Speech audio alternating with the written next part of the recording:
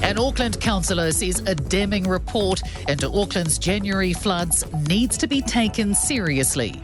The review cited communications issues and senior leaders underestimating the importance of their visible leadership role. The report has 17 recommendations, including a separate review of Auckland Emergency Management's preparation, preparedness and crisis planning.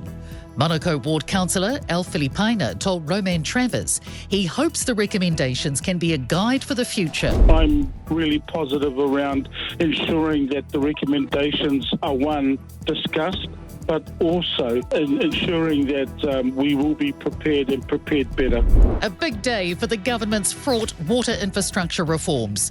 After taking the contentious Three Waters program back to the drawing board, Prime Minister Chris Hipkins is now ready to reveal his rebranded proposal. Newstalk ZB understands an announcement will be made today, and Hipkins has indicated that better explaining the policy will be top of mind. An outbreak of scabies in the South Island is causing concern, particularly among tertiary students. Scabies is a skin condition caused by a parasitic mite and usually produces a very itchy rash. Emily Ansell has more. One Christchurch pharmacist Newstalk ZB spoke to called the outbreak an epidemic. Te Whatu Orders confirmed there has been an increase in cases in Canterbury and the West Coast, with a high prevalence in student populations.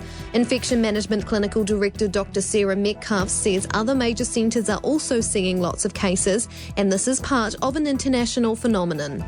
A survivor of abuse in state care is calling for the establishment of a redress system to be sped up. The Crown has pushed out the deadline for the Royal Commission of Inquiry into Abuse in Care's final report until next March. It's giving assurances this won't hinder work to set up an independent body responsible for compensating those who suffered.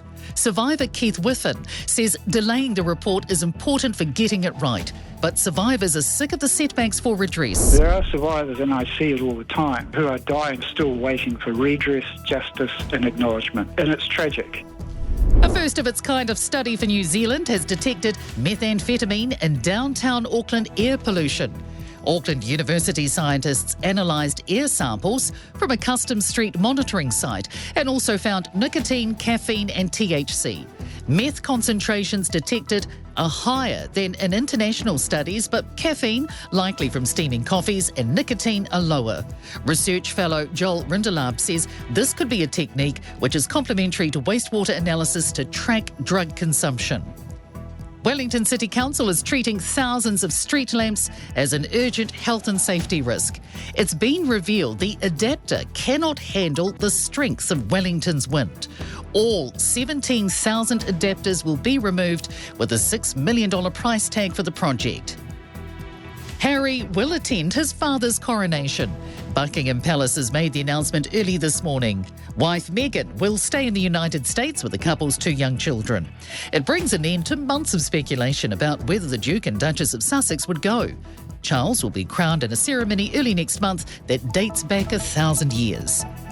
Thanks for checking out our YouTube channel. To stay up to date with all the latest news from the New Zealand Herald, click the subscribe button below or check out one of the videos here, and head over to nzherald.co.nz for more details on these stories and more.